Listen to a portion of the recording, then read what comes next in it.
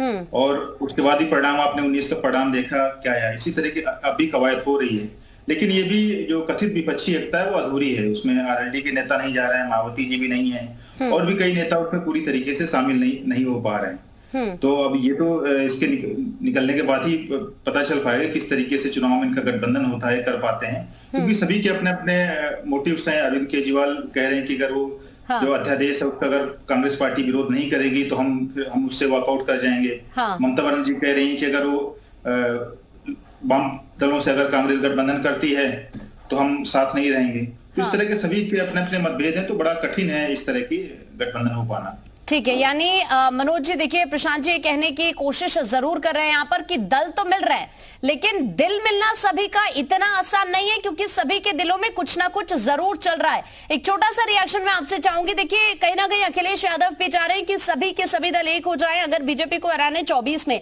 लेकिन आप ही की सहयोगी दल आरएलडी नहीं पहुंच पाई है, जिसके साथ इससे पहले आपका गठबंधन रहा। 2019 के चुनाव को भी अगर हम देखें, बसपा सुप्रीमो यहां पर नहीं पहुंच पाई है। मनोज जी, हेलो जी, आपकी आवाज आ रही है, बोलिए। तो मेरी आवाज आ रही है जी? हेलो मनोज जी, आपको आवाज मिल रही है मेरी? ठीक है मनोज जी, मैं वापस अभी आपके पास लौटूंगी। इस वक्त और खास मेहमान भी हमारे साथ जुड़े हुए हैं, और साथ ही इस वक्त हमारे सहयोगी विशाल भी हमारे साथ जुड़ गए हैं।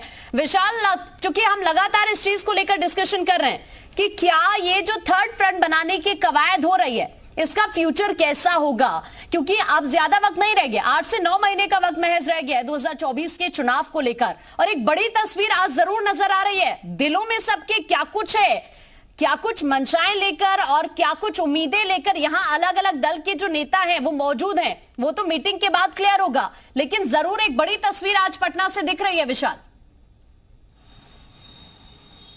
देखिए, तस्वीर वाकई में बड़ी है, क्योंकि अगर ये कवायद है तीसरे मोर्चे की शुरुआत की, तो ये एक अच्छी कवायद के तौर पे देखा सकता है, क्योंकि बड़े चेहरे जो हैं वो इस पूरे तीसरे फ्रंट में जो है जुड़ते हुए नजर आ रहे हैं। लेकिन सवाल यही है कि तीसरा मोर्चा आखिरकार सफल क्यों नहीं होता है। इसकी सबसे बड़ी वजह है कि हमेशा ये देखा जाता है कि लोकसभा चुनाव से पहले जो है तीसरे मोर्चे की गठन को लेकर जो है कवायद की जाती है। पिछली बार भी हमने देखा, लेकिन अचानक से जो है एन मौके पर जो है जो तीसरा मोर्चा उसमें जो है फूट पड़ जाती है। सबसे महत्वपूर्ण बात यह है कि अगर तीसरा मोर्चा बनता भी है तो पीएम उम्मीदवार कौन होगा, पीएम का चेहरा कौन होगा। अखिलेश यादव जरूर गए हैं, अखिलेश यादव के पार्टी के एक सांसद हैं, उन्होंने कहा कि पीएम के जो उम्मीदवार के तौर पर अखिलेश यादव जो है दिखते हैं।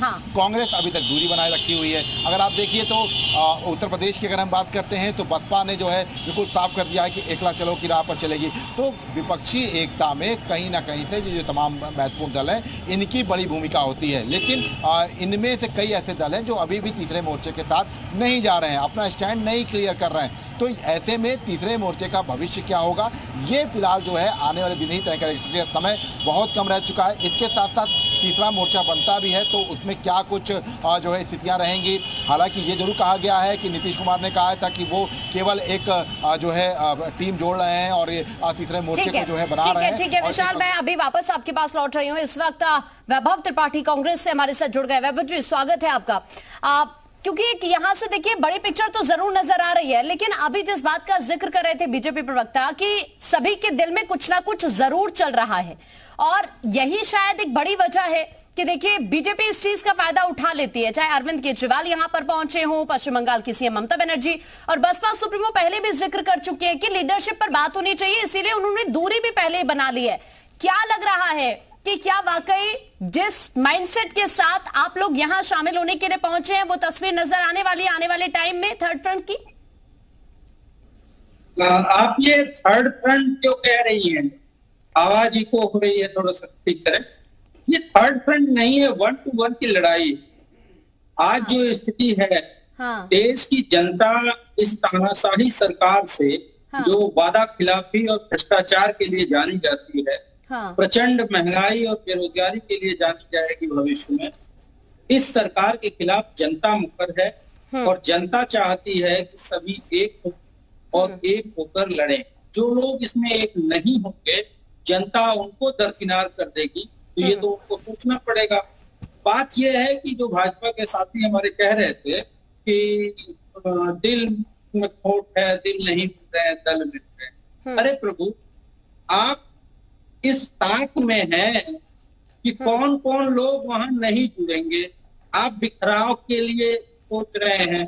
सोच लीजिए कि आपकी सोच कैसी है कि आप बिखराव पे डिपेंड करते हैं।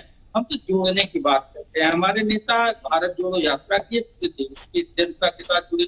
मामला ये है कि महंगाई, बेरोजगारी और भ्रष्टाचार के ऊपर जांच नहीं होने देंगे, इस्तीफा नहीं होगा। ये जो हिटलर शाही रवैया है, इसके खिलाफ जनता आप मुखर हो गई है।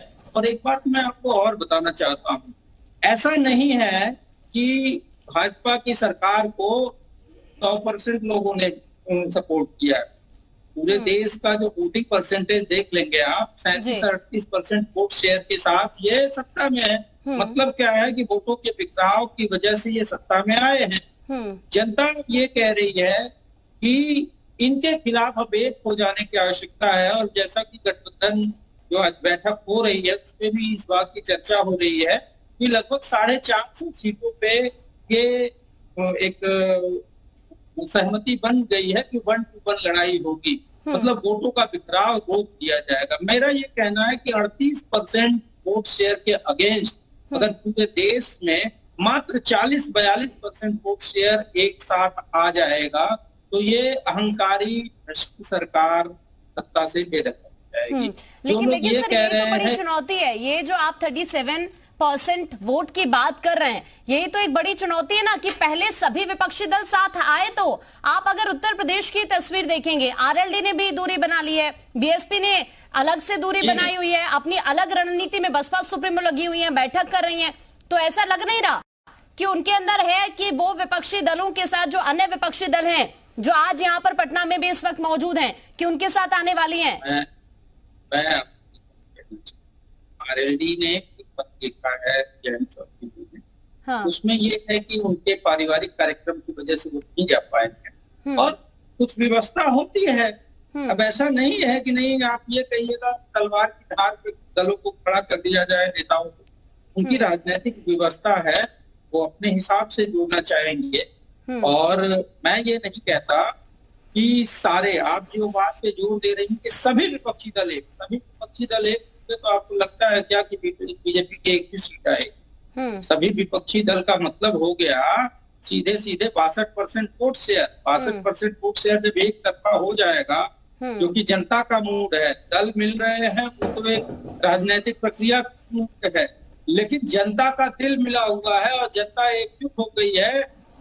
महंगाई, बेरोजगारी, अखंड भ्रष्टाचार, कुव्यवस्था, आर्थिक विपन्नता, इन सारे मुद्दों पे आज आप देख लीजिए, किसी होने को तो मीडिया ये भी चलाती है कि कौन नेता, कौन मोदी के खिलाफ। ठीक है, मैं वापस आपके पास लौटूंगी। मनोज यादव जी, अगर आपको मेरी आवाज मिल पा रही है तो आप ही से मेरा अब सवाल है, कैसे दिल मिलाएंगे? आपकी अगर उत्तर प्रदेश की तस्वीर देखिए, आपकी सहयोगी दल आरएलडी भी यहाँ पर नहीं मौजूद है, बसपा सुप्रीमो यहाँ पर नहीं मौजूद है। जिस बात का जिक्र उमराव जी कर रहे हैं कि देखिए दल ही तो मिल रहे हैं, दिल को मिलाना बहुत जरूरी है। आप ये समझिए कि इस वक्त बीजेपी कितनी मजबूत है कि सभी विपक्षी दल एक तो होना चाहते हैं, लेकिन विपक्षी दल एक हो भी नहीं पा रहे हैं। बार बार मीटिंग्स भी हो रही है, लेकिन परिणाम सामने नहीं आ पा रहा है। मनोज जी,